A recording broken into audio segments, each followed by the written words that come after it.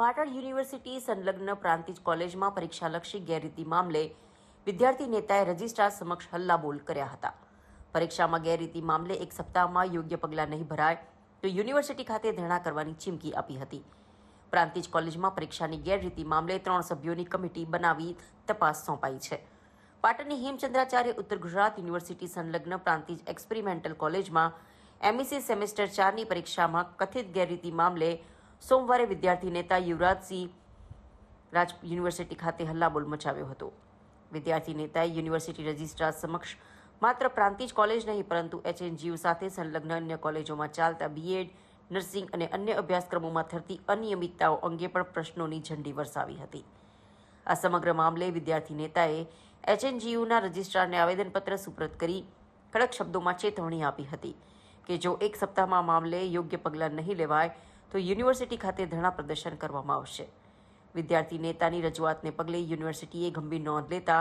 પ્રાંતિજ કોલેજમાં થયેલી કથિત ગેરરીતિની તપાસ માટે તાત્કાલિક 3 સભ્યોની સમિતિની રચના કરવામાં આવી છે.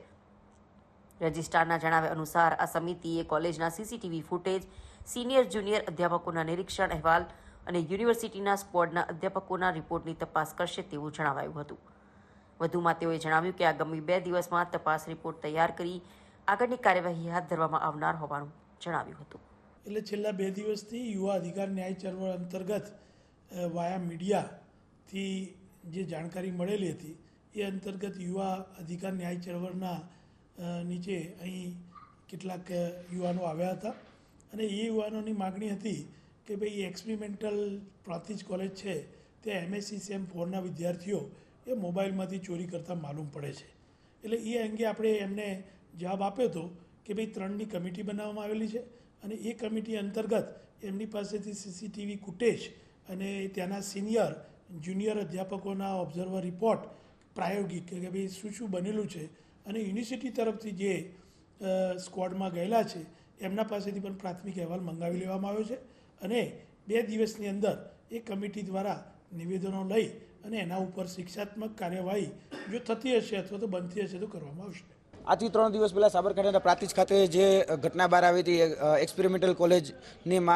માસ ચીટિંગની જે ઘટના સામે આવી હતી તેને લઈને આજે